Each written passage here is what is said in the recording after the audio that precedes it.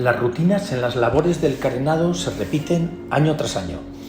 Por ese motivo, los varaderos son, como los puertos que los albergan, un mismo espacio donde se genera un cosmos siempre semejante. Los diferentes barcos comparten el espacio según el rango del puerto y de la proporción del inconfundible Marine Travelift, con su ruidoso y revolucionado motor, pintado con el inefable azul de uniformidad portuaria. El aterrizaje de cada año es siempre un azaroso encuentro de tu velero con las cinchas de la máquina elevadora en el foso donde te esperan como a un toro que le van a colocar la divisa.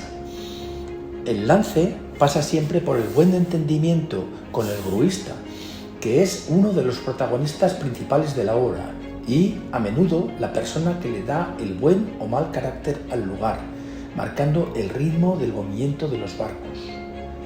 La maniobra siempre está cargada de tensiones, casi del mismo modo que las propias cinchas que comienzan a restallar levemente en tanto se acomodan mientras se iza el barco.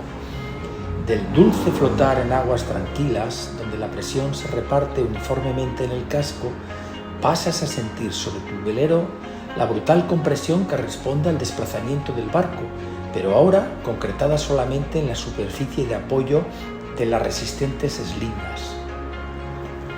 Como ocurre en otros aspectos, los puertos deportivos o las llamadas marinas gestionan a su modo este lugar anejo e imprescindible si se pretende que el puerto tenga una entidad suficiente, porque un buen puerto no puede carecer de varadero.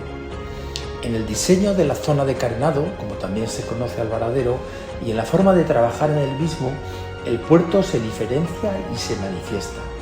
Si tienes suficiente experiencia, si has navegado en las costas de otros países, si has pisado muchos varaderos, pronto identificas las señales de identidad del nuevo lugar que estás descubriendo en estos momentos. Los barcos apuntalados, los trastos amontonados, la presencia ordenada o desordenada de la madera o la herramienta que se utiliza para calar los barcos, las escaleras, los cables, las manqueras, la maquinaria, etc. Todo ello, aun siendo elementos del mismo escenario ya nombrado, señalan las diferencias. Es difícil equivocarse.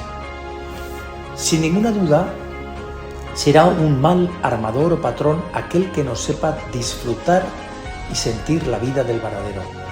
Esto seguramente viene del amor a los barcos y todo lo que representa.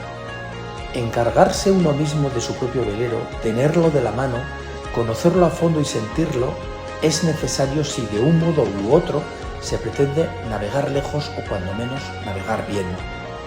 Se diría que el tiempo que un barco exige imperativamente para sus cuidados y preparativos es un tributo necesario para que finalmente todo vaya bien a bordo. El paso por el varadero es un renacer, una especie de retiro para la reflexión, un zanfarrancho que resulta tanto mejor cuanto más a fondo se llega. Al mismo tiempo, el varadero es un lugar para conocer personas e historias y, cómo no, para aprender de lo que se hace bien y tomar buena nota de las chapuzas que de vez en cuando saltan a la vista. En los descansos de las largas horas de trabajo, siempre ocurre así, procede dar un paseo, curiosear entre los barcos, escudriñar en los rincones y, por supuesto, respirar profundamente la atmósfera única de cada uno de estos parajes a los que llegas como un nómada para plantar tu campamento durante un corto e intenso periodo de tiempo que finaliza con la maniobra de salida, de nuevo suspendido en la máquina elevadora, pero ahora anhelando la libertad de flotar de nuevo, de dar descanso al barco, de alejarlo del riesgo de la tierra firme para devolverlo a la libertad de navegar. Este último año el Quinto Real ha carenado en el puerto de Muros, en la hospitalaria Galicia. Muros es una localidad que se encuentra en el cuadrante noroccidental de la ría de Muros y Noia, la más septentrional de las denominadas Rías Altas. En la actualidad se trata de lo que llamamos un puerto mixto, es decir, un puerto en el que los barcos de pesca se mezclan con los barcos de recreo y al mismo tiempo, en lo que se refiere a esta segunda familia, es un lugar idóneo para el refugio de los transeúntes que rodean las costas del Finisterre gallego navegando hacia el norte o en ruta hacia mares más cálidos y tal vez con destino a ultramar, para cruzar océanos y vivir a bordo durante largos periodos de tiempo. En los pontones de la marina que capitanea mi amigo Pedro se concentran muchos de estos veleros, casi siempre realizando escalas breves. Pedro les recibe con buen humor y santa paciencia, hablando inglés o francés con corrección y respeto. Les ayuda a amarrar, solícito, voluntarioso y siempre muy atareado.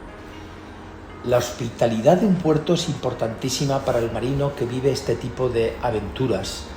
Habitualmente, el navegante llega acarreando su cúmulo de necesidades por satisfacer: el descanso, la tranquilidad, el paseo, la provisión, la hospitalidad y a menudo algo de juerga.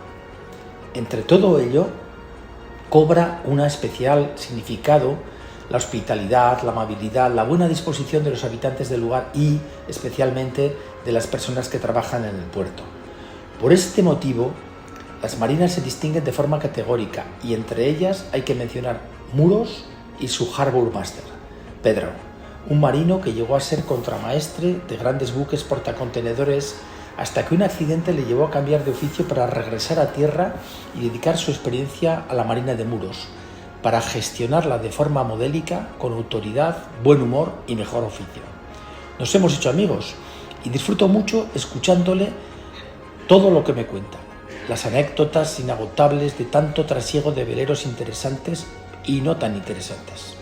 Pedro me dice: Juanma, estos tíos son unos pesados, siempre están con los mismos rollos. Y yo le contesto: Pedro, tienes toda la razón. No me explico cómo puede ser que siempre estén hablando de lo mismo. Barcos, instrumentos, reparaciones, velas y ahora ataques de orcas. Siempre lo mismo. ¿Es que no tienen otras cosas en la cabeza? Y nos reímos.